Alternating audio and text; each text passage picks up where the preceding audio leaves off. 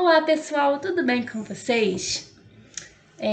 Primeiramente eu gostaria encarecidamente de agradecer aos professores Rogério Ramê e Gabriel Garmendia pela chance ímpar de participar dessa webconferência sobre direitos dos animais. Olha só quem veio aqui para participar com a gente. Essa aqui é a minha bebê, minha filhote, motivo pelo qual eu estou aqui e motivo pelo qual vocês aí em casa também estão, né? Não pela luz, mas pelos seus próprios filhos de quatro patas. Bom, vamos deixar elazinha aqui na caminha dela e vamos ao que interessa. Eu me chamo Roberta Gavazzoni Dias, eu sou graduada em Direito pelo IBMEC do Rio e tenho pós-graduação em Direito dos Animais pela Faixa. Essa pós, ela foi a primeira da América Latina e eu espero que haja outras posteriormente, sob a coordenação dos professores Daniel Braga Lourenço, que escreveu este livro aqui, né? Maravilhoso. E o professor Marcelo Dealtri Turra, que hoje também é professor da Unirio.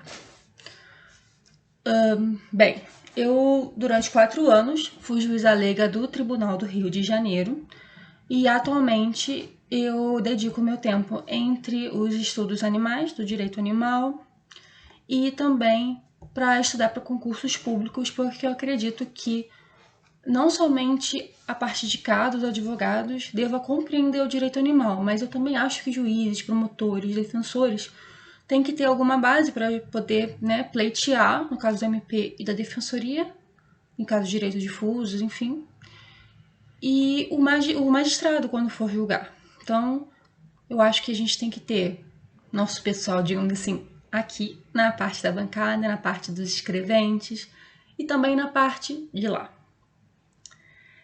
Bom, eu também desde 2010 sou vegetariana e desde 2014 vegana. E a partir de então, cada dia um pouquinho mais vegana possível. Corte não só da carne, como dos derivados, como de remédios, embora aqui exista alguma polêmica sobre antidepressivo, anticoncepcional, não é da minha alçada nesse momento discutir com vocês.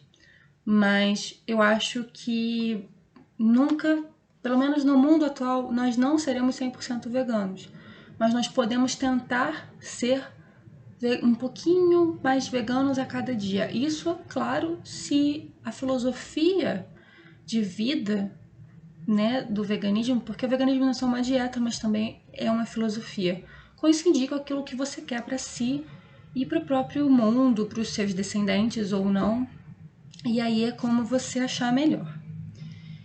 E considerando esse cenário todo, essa situação, a relação hoje entre homens e animais não humanos, eu queria discutir com vocês sobre a recente jurisprudência de direito animal do STF, nosso Supremo Tribunal Federal, à luz de uma decisão específica, que seria a ADI 5995 do Amazonas, que considerou constitucional a lei do Amazonas que proibiu testes em animais. Essa lei não distinguia entre cachorro, gato, coelho, porco, melhor dizendo, em quaisquer deles os testes são proibidos. E antes de explicar um pouco para vocês a ADI, o que diz a lei do Amazonas, quais eram os fundamentos da associação, né, da farmacêutica, né, que queria que os testes continuassem, eu queria considerar com vocês algumas coisas. Bom, primeiramente, o que acontece? A nossa postura hoje, em 2020, é uma. Claro, considerando tempos, por exemplo, como 2010. Em 10 anos, a nossa vida mudou. Por exemplo, hoje nós temos esses brinquedinhos aqui, nada veganos. Mas em 2010 nós tínhamos celulares flip, eu não tenho mais aqui para mostrar para vocês, mas vocês sabem, V3, V300, por exemplo, da Motorola. E mais antigo, em 2003, nós tínhamos o tijolão da Nokia, que deve existir até hoje por aí em algum lugar. Mas o que eu quero dizer é que a vida das pessoas mudou. E como a vida das pessoas mudou, a relação entre homens e animais também mudou. Em 2008, então, ou seja, há cerca de 12 anos, foi promulgada a Lei Arouca. E vocês sabem que quando uma lei é promulgada, ela não necessariamente é daquele ano, pode até ser, mas em geral a lei é um pouquinho mais antiga. Então, com certeza a Lei Arouca, quando ela foi primeiramente pensada, ela não foi pensada em 2008, foi um pouco mais atrás. De qualquer forma, ela tem pelo menos 12 anos, e em 2008, a nossa relação com os animais com certeza era diferente do que é hoje. Em 2008, então, a Lei Arouca permitiu que os testes fossem em cosméticos ou em remédios ou experimentos, né, fossem feitos em animais. Mas as coisas mudaram, né, desde 2008 para cá. Eu vou usar o exemplo da Luísa Mel, quando ela resgatou aqueles beagles do Instituto Royal.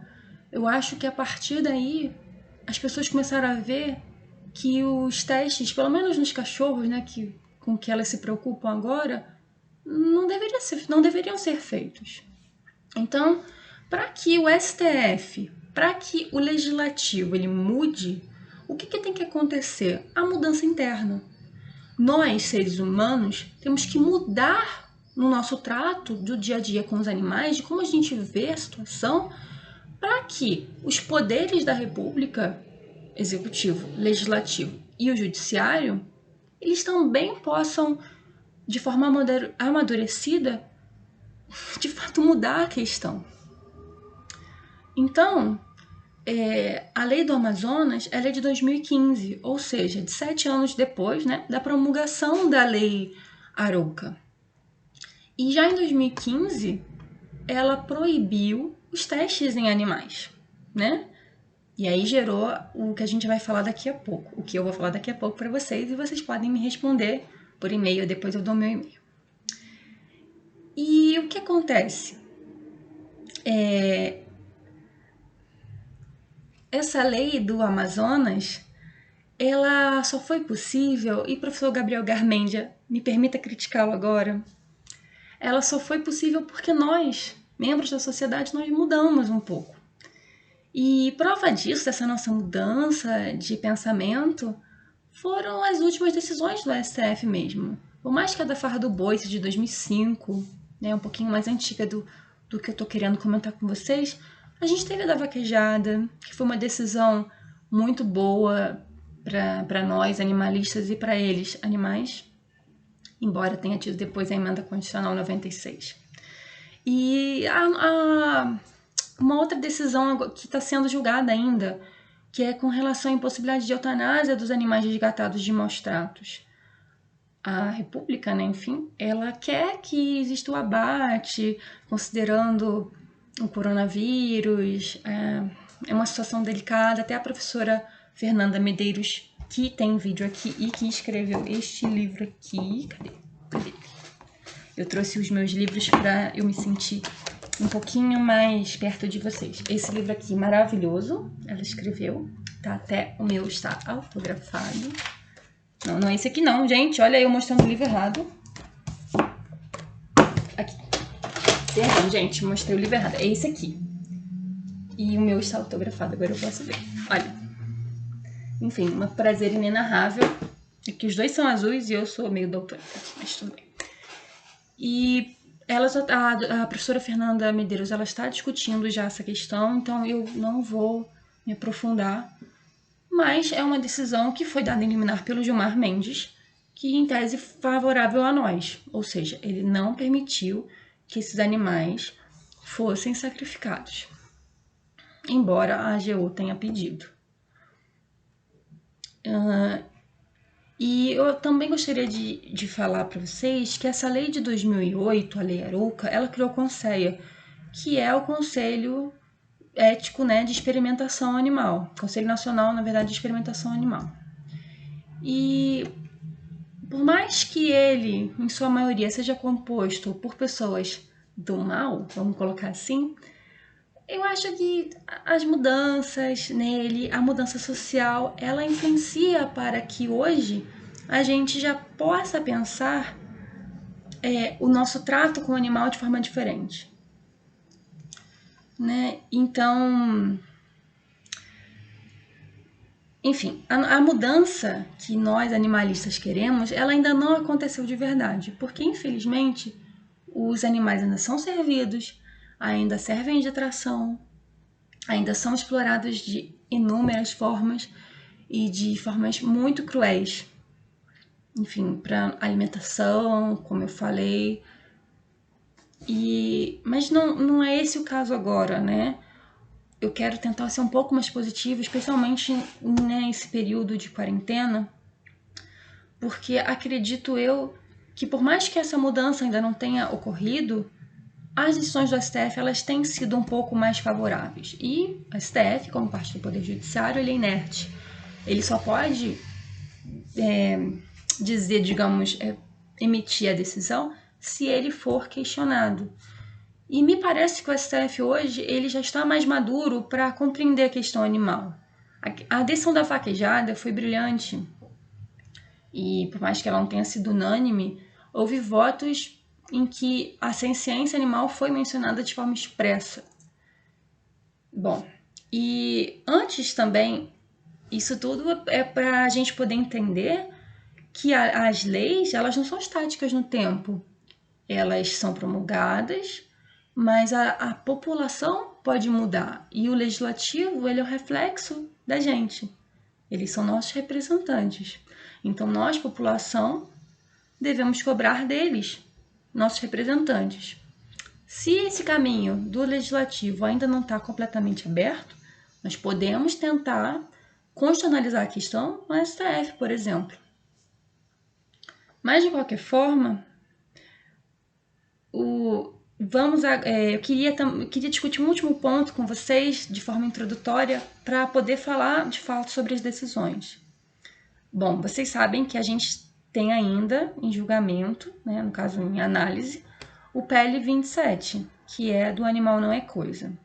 Ele, com as alterações que está, do jeito que está, ele só consideraria cães e gatos como seres de sensibilidade. Os demais estariam excluídos. E eu, de fato, gostaria de saber de vocês, o que vocês acham? Será que isso é bom? Será que isso é ruim? Será que dizer expressamente que um grupo, no caso cães e gatos, são sensíveis, né? Tem sensibilidade. Isso significa que os demais não têm? O que vocês acham? É bom? É ruim? Confesso que quando em 2018 eu estava um pouco mais envolvida com esse PL, eu achei que ia ser ótimo, maravilhoso, porque afinal iríamos salvar, digamos, resguardar 2 espécies. Depois eu pensei, não, mas se eu estou dizendo que 2 espécies expressamente devem ser sencientes ou sensíveis, quer dizer que os outros não são. Então eu estou basicamente chancelando o abate, o uso, a exploração. Bom, eu sigo a linha do Francione, que escreveu este livro aqui. Este daqui, ó. E ele é o meu livro de cabeceira em termos de direito animal. E bem, se eu for seguir o que esse meu muso diz, realmente a lei não é boa. Porém, acredito eu que numa interpretação um pouco mais realista, à luz de Singer, nós possamos considerar sim que esse PL seja interessante. Como eu falei, em 2008, a nossa realidade, o nosso trato com os animais era de um jeito, hoje é outro. Eu queria mostrar para vocês, por exemplo, alguns livros aqui, eu vou mostrar. Nós temos, olha, a proteção jurídica dos animais. Ele é de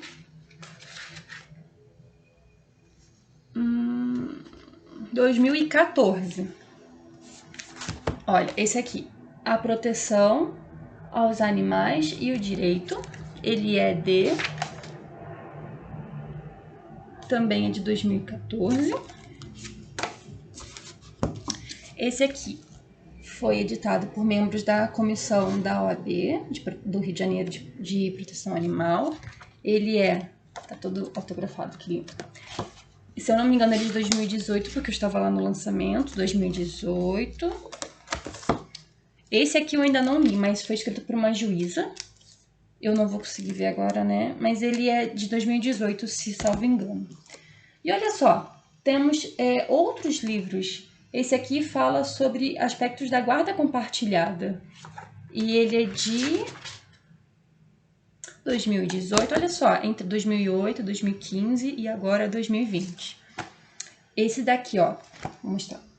Tutela jurídica dos animais de estimação. Quer dizer, os animais de estimação, eles estão com mais responsabilidade hoje, né? 2019. Esse aqui, vou mostrar pra vocês, ó. Direito Animal e Ciências Criminais. Ele é, salvo engano, de 2018. Muito de 2018. Esse aqui não é o caso. Esse aqui, olha. O crime de crueldade contra animais não humanos à luz do bem jurídico penal. Ele é de 2019. Esse aqui é sobre iniciativa de lei, muito bom. Esse aqui, ó. A tutela jurídica da fauna selvagem terrestre. Ele é de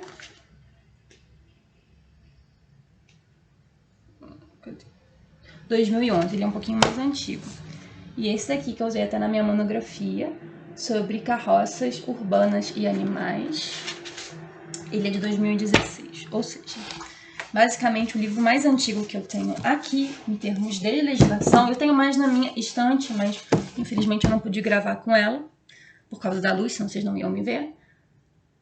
Enfim, o mais antigo aqui, desses que eu selecionei para vocês, é de 2011. Isso quer dizer que nós, doutrina, eu não sou doutrina porque eu não escrevo, por hora. Mas nós, do direito animal, nós começamos a, de fato, nos preocupar a partir de 2011. E, basicamente, 2018. Esse livro aqui que eu tinha mostrado inicialmente, ele também é de tutela penal. E ele é de... Aqui não diz... 2017, acabei de ver. Aí, no caso, nós temos os livros de filosofia, né? Francione, Singer. Temos Direito dos Animais da professora Fernanda, que é um pouquinho mais antigo, de 2013. Mas, olha, tudo a partir de 2011. O professor Daniel Braga Lourenço é o único que é o mais antigo de todos, é 2008. E Daniela Tetu Rodrigues, ó, o primeiro também 2008.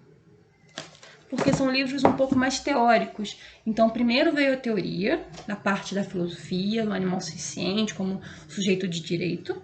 Depois veio a análise, basicamente, dos direitos, no caso da guarda, por exemplo, de animais, ou se ele é bem penal, né, juridicamente relevante.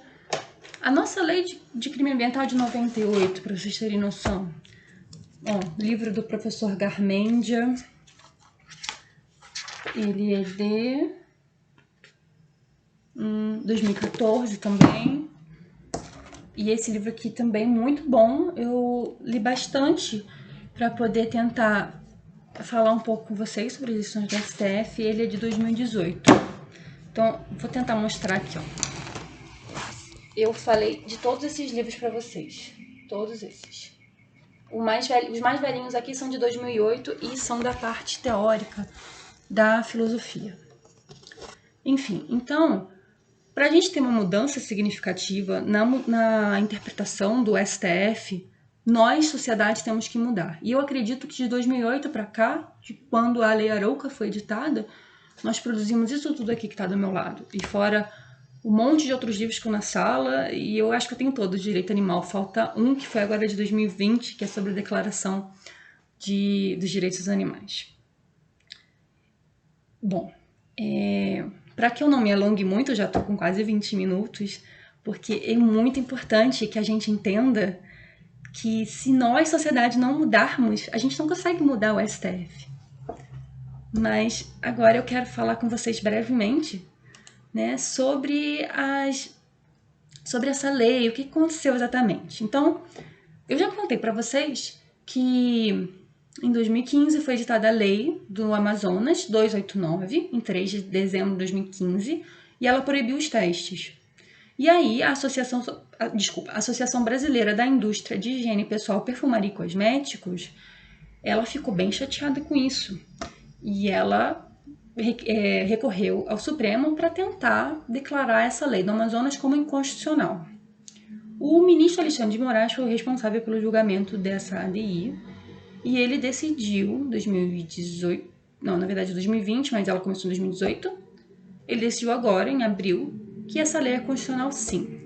Bom, na decisão do ministro, ele foi muito técnico. Ele, em nenhum momento, na verdade só no final, mas grande parte da decisão dele, ele não quis usar sem ciência, ele não quis usar da questão do animal de fato. Ele falou basicamente que a União, pelo artigo 24, competência concorrente, cabe ditar regras gerais sobre determinados assuntos, no caso, esse assunto.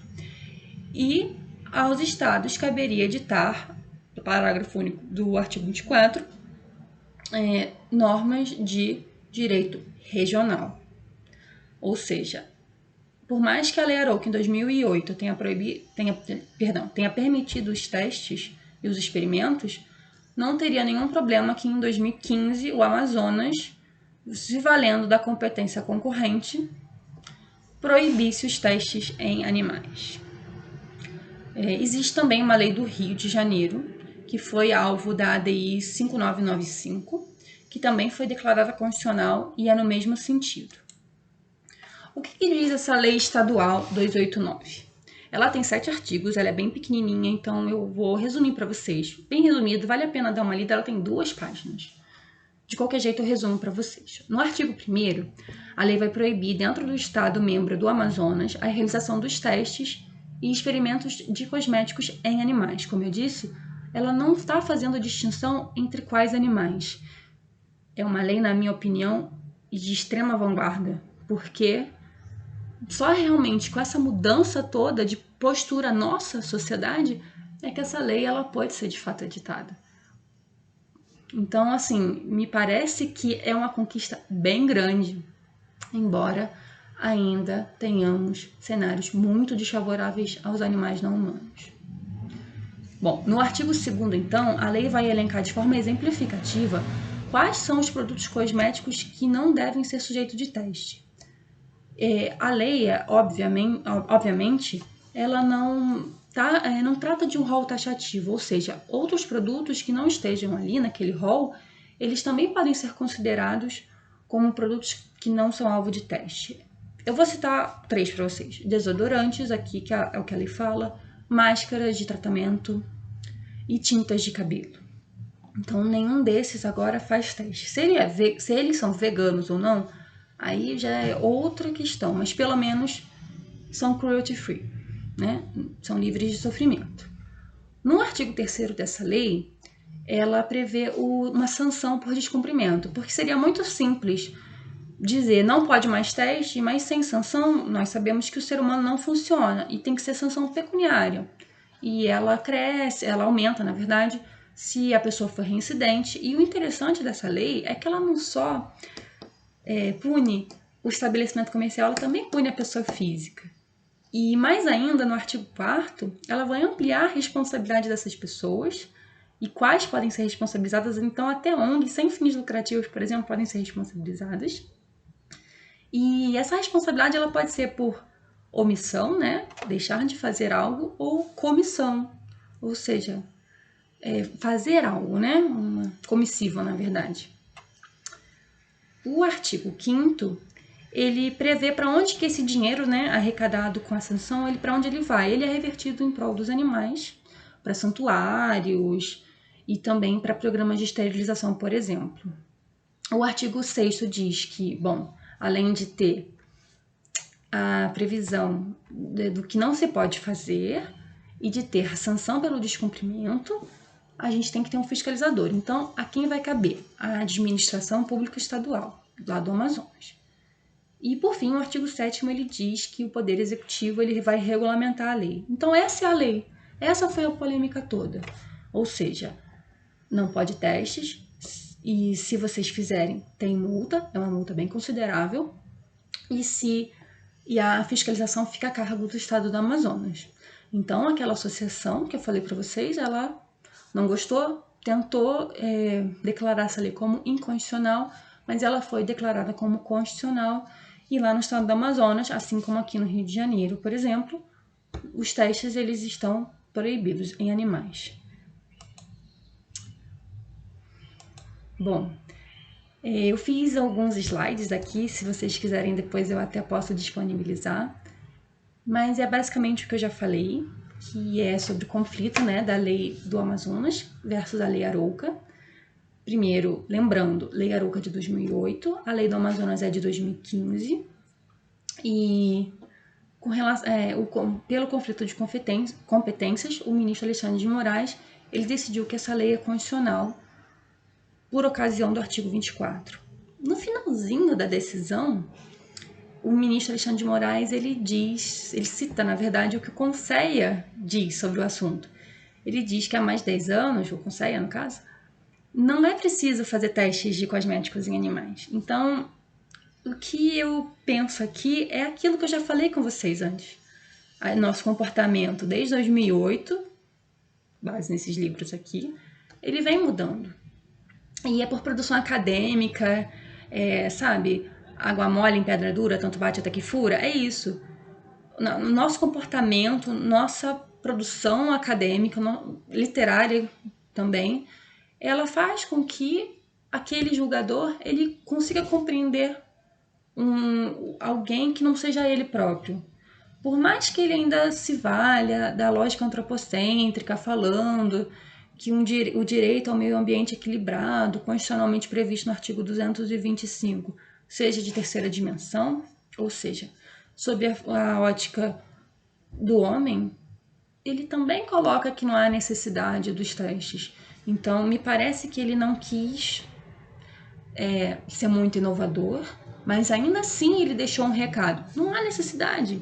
Então, se já tem 2 ADIs julgadas, no caso, julgando constitucional ou improcedente, né, o pedido das associações, dizendo que não pode testes em animais, o que está faltando para a gente fazer uma lei federal? Então, o que está faltando para a gente poder melhorar, em termos acadêmicos, por exemplo, a vida desses animais? A gente precisa produzir para que eles lá na frente possam usar a nossa doutrina como base. Talvez falte isso a eles, até conhecimento mesmo. Então, nós, sociedade, nós animalistas, somos responsáveis também pela jurisprudência do STF, porque é pela nossa tese que eles podem encampar ou não. Então, nós somos muito responsáveis e, nesse ponto, eu discordo do professor Gabriel Garmendia, embora eu tenha ficado bem arrasada quando eu assisti a aula dele. E, por fim, né, já tem uns 28 minutos aqui, vocês não me batam, por favor. Eu vou comentar brevemente, só para sedimentar, essas últimas decisões nos últimos 15 anos. Como eu falei, Farra do Boi, 2005. 2016, a vaquejada. 2019, a questão dos cultos. Na verdade, não foi em ADI, mas foi no RE. Peraí, tem a cola aqui, né? Aqui, senão. 494601, que discutiu a Lei 12131 de 2004. E essa agora é de 2020, né? E também a questão dos testes do Rio de Janeiro. Então, eu acredito, sim, a jurisprudência do STF, ela tem acolhido as nossas teses animalistas, tirando a questão dos sacrifícios de animais. E era isso, basicamente, que eu queria conversar com vocês.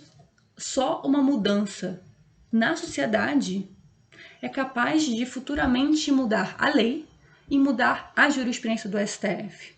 A nossa literatura, que eu considero particularmente como fonte como fonte do direito, ela já anuncia isso. E eu tenho, por exemplo, artigos escritos e publicados pelo 7º CIDIL, que foi o colóquio, na verdade, internacional de Direito e Literatura, que foi no ano passado, em 2019. E além de ter defendido a literatura como fonte do direito, eu defendi que em livros como Forma da Água, até que na verdade é baseada no filme homônimo, que se eu não me engano é de 2018, em que uma criatura se apaixona por um humano e um humano por uma criatura. A literatura ela já desnuda isso pra gente. A literatura diz: temos que mudar de comportamento.